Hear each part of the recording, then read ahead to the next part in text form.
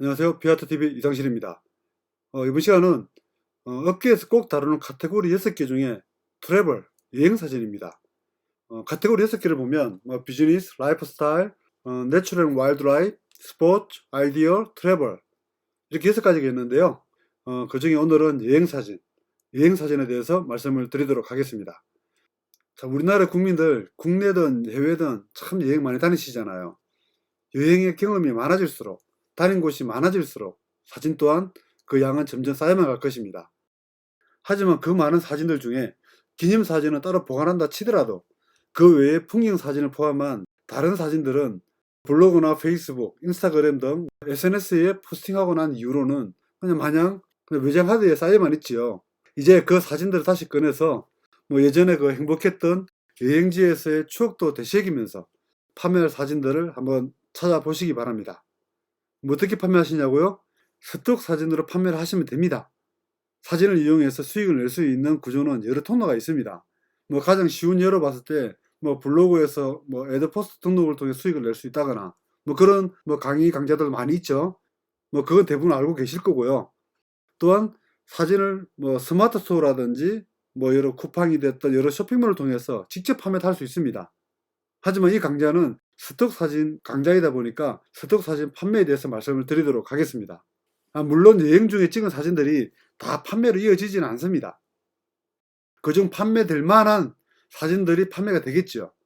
늘 얘기하지만 스톡 사진에서도 잘 팔리는 사진과 그리고 또 어떻게 찍어야 잘 팔리는지에 대한 전략과 요령이 있기 마련입니다. 여행 사진에 있어서 가장 많이 찍는 것은 대부분 유명한 장소에서 기념사진이죠. 다 그렇게 찍어 왔을 것이고요. 기념사진을 먼저 말씀을 드리면 의상이라든지 컨셉 등이 함께 어우러져야 좋은 사진이 될 수 있습니다. 그래 판매가 되거든요. 하지만 딱히 컨셉이 없이 그냥 어떤 유명한 장소에서 우스꽝스러운 포즈를 취하고 그 찍은 사진들은 판매로 이어지기가 쉽지 않겠죠. 물론 초상권 문제는 함께 동행한 친구나 지인들이 있기 때문에 쉽게 해결이 되겠지만 또한 프레임 안에 많은 여행객들이 일관성 없이 포함되어 있으면 사진의 완성도 또한 당연히 떨어지겠지요. 사진 한 장을 보고 떠오르는 중요 키워드가 있어야 됩니다. 그 키워드를 완성도 있게 촬영을 해야 팔립니다. 자, 그러면 어떤 사진들이 여행 사진으로 팔릴까요? 일단은 건물이라든지 인테리어 사진, 음식 사진, 그 나라의 전통적인 모습 그런 등들의 사진들이 있겠죠. 늘 이야기하지만 구매자가 어떤 키워드를 사용해서 구매를 할까 그런 생각을 하시다 보면 이런 사진들은 팔리겠어 안 팔리겠어라는 이미지가 떠오르실 거예요. 촬영전에 이 사진은 어떤 회사에서 어떤 용도로 찾을 것 같아 라는 생각이 들어야 판매가 될 가능성이 있습니다. 그런 키워드를 찾아야 됩니다. 늘 얘기하지만 사진 속에서 하나의 주제만 얘기하시면 됩니다. 많은 이야기를 담으려고 하지 마시고요. 하나의 주제만 사진 속에 보여주면 됩니다. 스톡 사진은 아주 심플하게 접근하셔야 됩니다. 굳이 사진 속에 많은 이야기와 의미를 담으려고 하지 말고요. 직관적으로 어떤 느낌이네, 어떤 게 떠올라 이런 식으로 앵글과 프레임을 잡으시면 됩니다. 굳이 사진 속에 영혼을 담으려고 하지 마세요. 그냥 심플하게 보이는 대로 심플하게만 찍으면 됩니다. 아래 사진들처럼 패턴이 있는 것을 찍는다든지 컬러풀한 건물의 모습을 찍는다든지 이런 식의 앵글을 찾아가시면 되는 겁니다. 보이는 사진들처럼 인물이 사진 속에 들어있어서 스톡 사진으로 판매를 못하거나 때로는 인물이 없어서 아쉬운 사진들이 참 많이 있었을 거예요. 초상권 해결이 안 되는 인물이 들어간 사진은 업로드 자체가 안 되니까 답답하죠.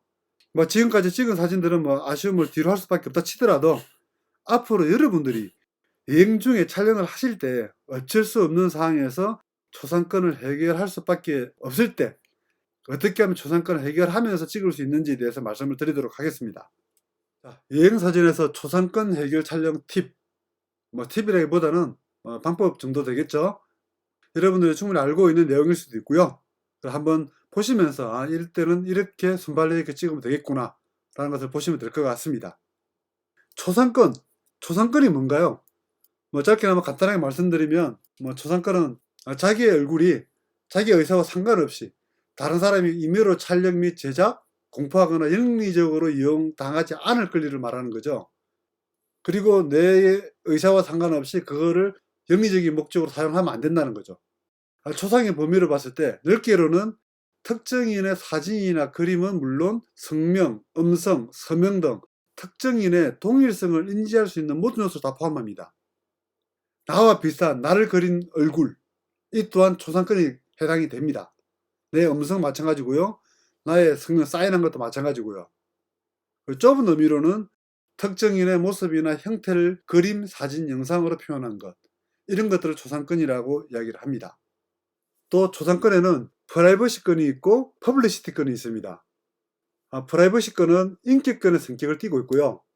개인이 자신의 의사에 상관없이 함부로 공표되지 않을 권리로 개인의 초상이 본인의 허락 없이 무단 사용함으로써 받게 되는 정신적 고통을 방지하는 데 기본적인 목적이 있습니다. 개인의 인격적 이익을 보호하기 위한 권리라는 거죠. 그리고 퍼블리시티권이 있습니다. 이거는 재산권의 성격인데요. 초상권의 재산권적 성격을 구체화한 것으로 자신의 초상 사용을 독점적으로 이용할 권리, 초상의 경제적 가치를 보호하는 권리. 예를 들어 그런 거죠. 영화배우라든지 탤런트, 운동선수, 이런 유명한인들, 이런 사람들은 자기 얼굴을 가지고 CF를 찍고 광고를 하잖아요.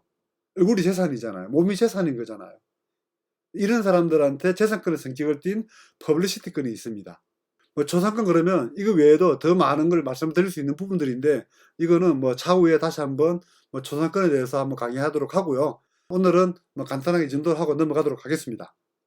결론적으로 말해서 사진 속에 있는 사람을 보고 누구인지 알아볼 수 있으면 그 사람의 허가 없이 무단으로 사용할 수 없는 것입니다.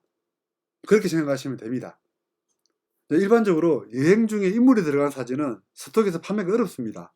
물론 초상권 동의서를 받거나 포토샵이라든지 이런 소프트웨어를 이용해서 지우시면 되는데요. 그러려면 많은 시간이 소요가 되잖아요. 번거롭기도 하고요. 그렇기 때문에 촬영 전에 앵글을 변화시키든지 테크닉을 써서 인물을 알아볼 수 없게끔 만드는 게 편하다는 거죠. 그 방법에 대해서 말씀을 드리려고 하는 겁니다. 그러면 여행사진에서 초상권 해결하는 방법에 대해서 말씀을 드리도록 하겠습니다. 자, 첫 번째로는 블러 촬영으로 사람이 누군지 알아볼 수 없게 한다는 거죠. 셔터 타임은 어느 정도 장 노출을 주면서 촬영하시면 되는 거죠. 인물이 약간 블러가 생겨서 그 사람이 누구인지 알아볼 수 없게끔 만드는 거죠. 근데 이 셔터 타임을 잘못 세팅을 하면 형상을 너무 뭉개뜨린다든지 더 지저분하게 될 수 있으니까 조심하셔야 되고요. 그러려면 여러분들이 가지고 있는 카메라와 렌즈를 통해서 내가 어느 정도에 들고 찍을 수 있는지, 들고 찍었을 때 배경이 안 흔들릴 정도의 셔터 타임을 알고 계셔야 되는 거죠. 물론 삼각대를 이용하시면 문제가 없겠죠. 그런데 갑자기 벌어지는 상황에서는 들고 찍을 수밖에 없잖아요. 저 같은 경우는 강강렌즈 기어를 가지고는 4분의 1초 정도는 문제없이 찍을 수 있습니다. 여러분들이 그런 테스트를 많이 하셔서 순간순간 그런 상황들을 잘 대처하시면 될 것 같습니다. 이 사진을 보면 동남아 쪽이겠죠. 태국이나 됐거나 블러를 이용해서 스님의 모습을 뭉개버린 거죠. 그러면서 배경은 그대로 살아있죠. 그러면서 이거는 스님이라는 걸 알 수 있게끔 이런 셔터 타임을 여러분도 알고 계셔야 된다는 거죠. 어차피 이거는 뒷모습이니까 문제는 안 되지만 약간 이렇게 블러를 이용할 수 있는 부분들이고요. 마찬가지고요. 목재상이라든지 목공 관련된 일을 하는 사람이잖아요. 그런 느낌이 있잖아요. 그죠? 그런데 초상권은 해결이 됐죠. 누군지 알 수가 없으니까. 이런 식으로 찍으시라는 거죠. 그 두 번째, 뒷모습을 촬영하라. 뒷모습은 문제가 없겠죠. 뒷모습을 찍을 때도 단지 초상권 해결을 위해서 찍는다기보다는 사진의 분위기와 뒷모습이 잘 어울려야겠죠. 예를 들어서 아프리카를 여행하다 보면 아이들을 많이 찍게 됩니다. 근데 이 아이들은 이방인과 카메라에 대한 호기심을 가지고 우리 주변에 많이 모여들게 되거든요. 근데 그때 참 사진을 많이 찍는데 실질적으로 그 사진을 사용할 일은 거의 없어요. 사용을 못해요. 물론 판매는 돼도가 안 되겠죠. NGO 단체와 함께 간 자원봉사를 하러 가서 찍은 사진들은 NGO 단체에서 그 사진을 사거나 공익적인 이유로 사진을 활용을 합니다. 하지만 스톡 회사에서 사진을 판매하기 위해 업로드하려고 하면 초상권 동의서가 없는 관계로 전부 다 승인 거절됩니다. 스톡 사이트 중에서도 고가형 RM 사이트 같은 경우는 초상권 미해결로 판매가 되긴 합니다. 이런 사진들은 언론 보도라든지 출판용 정도로 판매가 되고 광고용으로는 전혀 사용이 안 되는 거죠. 그런데 지금의 대세인 뭐 셔터스톡 같은 저가형 RF 사이트에서는 등록 자체가 거의 불가능합니다. 저 또한 아프리카에서 많은 애기들 사진을 찍었는데 뭐 개인적인 전시를 할 수는 있겠죠. 뭐 개인의 책 같은 거는 어느 정도 될 겁니다. 근데 판매를 하려고 할 때는 불가능하다는 거죠. 그렇기 때문에 그런 상황이면 처음부터 뒷모습이나 얼굴 인식을 알 수 없는 앵글로 찍는 것이 사진을 활용할 수 있습니다. 그게 대안입니다. 사진 참 좋죠. 뭐 초상권 때문에 뒷모습을 찍는 게 아니라 이 분위기와 느낌이 맞아야 된다는 거죠. 이 사진을 보면 뭘 이야기하는지 보이잖아요. 키워드가 떠오르잖아요. 여러분 촬영하실 때 어떤 키워드를 떠오르면서 셔터를 누르셔야 돼요. 그러지 않으면 그 사진은 판매가 안 됩니다. 여러분들이 키워드에 텍스트를 못 쓰잖아. 쓸 키워드가 없어지잖아요. 그러면 구매자 또한 그 어떤 키워드를 쳤을 때 그 사진을 못 찾아요. 판매될 일이 없겠죠. 앵글을 그렇게 찾아가셔야 됩니다. 프레임을 그렇게 구성하셔야 되고요. 자, 세 번째, 앵글의 변화로 모델을 알 수 없게 촬영하라.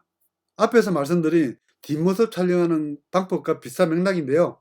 뭐 하이 앵글, 로우 앵글 등 앵글의 변화로 상황을 보여드리고 인물이 누군지 알 수 없게끔 프레임을 만드는 겁니다. 사진을 봤을 때는 뭘 하는지 알 수 있는데 이거를 앵글을 하이 앵글로 찍으면서 인물의 초상권이 해결이 되잖아요. 예를 들어 이 사진 같은 경우는 제가 강원도로 가는 고속도로에서 길 옆에서 이런 파농사를 짓고 계시는 분인데 일단 내려서 이분은 성당을 구했습니다. 성당을 구했는데 일하고 계신 분들한테 뭐 초상권 동의서 쓰기 쉽지 않잖아요. 그래서 뭐 일부는 얼굴이 있는 사진들도 있지만 판매를 하기 위해서는 인물을 알 수 있게끔 제가 앵글을 약간 위에서 이렇게 찍은 거죠. 그래서 이 사진은 판매가 가능하다는 거죠. 뭐 팔리고 안 팔리고는 그 다음에 문제인 거고요. 네 번째, 프레임에서 사람을 작게 배치하라. 프레임에서 사람을 멀리 배치시켜서 프레임을 구성하시면 됩니다. 그 사진 공모전 당선 팁 관련 제가 영상에서 사진 공모전에 당선되는 사진들 80% 이상이 사진에 사람이 들어가야 된다고 말씀드린 적이 있습니다. 공모전 사진에서도 인물이 주가 아닙니다. 배경 풍경이 주인데 사람이 들어감으로써 그 미지의 공간이 현실의 공간이 되게 하는 것이거든요. 그렇게 프레임을 구성하는 겁니다. 여러분들이 여행사진 공모전 중에서 그나마 또 많이 알려져 있는 대한항공 사진 공모전 당선자들을 한번 쭉 한번 둘러보세요. 사람의 주가 아니라 사람들은 다 더 멀리 배치되어 있습니다. 그러면서 나도 저곳에 가고 싶다는 욕구를 불어일으키게 하는 사진들이거든요. 거기 가려고 그러면 어떻게 해야 돼요? 대한항공 비행기 타라는 거거든요. 그런 사진이 뽑힌다는 거예요. 그런 사진들이 스톡 사진에서 판매가 된다는 거죠. 자, 이렇게요. 아프리카에서 멀리를 찍은 사진인데 이런 사진은 초상권까지는 필요가 없죠. 그 다섯 번째, 역광으로 촬영을 하라. 이것저것 다 안 되는 상황이라면 노출을 이용해서 사람을 역광 형식으로 실루엣을 만들어 버리라는 겁니다. 제가 감에서 촬영을 할 때 이런 역광, 태안에서 어떤 아기와 아버지가 촬영하는 걸 제가 역광으로 이렇게 촬영을 했고요. 이렇게 역광으로 촬영하면 초상권에 문제 없이 촬영이 가능하다는 거죠. 판매가 가능하다는 거죠. 자, 이렇게 해서 여행사진에서 인물이 들어갈 때 초상권 해결을 할 수 있는 방법에 대해서 몇 가지 말씀을 드렸습니다. 이미 대부분 다 알고 계시는 내용이겠지만 여러분들이 스톡 사진을 목표로 촬영하는 것이라면 그렇게 여행 중에 촬영을 하실 때 지금 말씀드렸던 것처럼 한 번쯤 상기하시고 그렇게 촬영을 하시면 후반 작업이 좀 덜 힘들지 않을까 그런 생각을 하게 됩니다. 오늘도 긴 영상 끝까지 시청해 주셔서 감사드립니다. 더 좋은 영상으로 찾아뵙도록 하겠습니다. 감사합니다.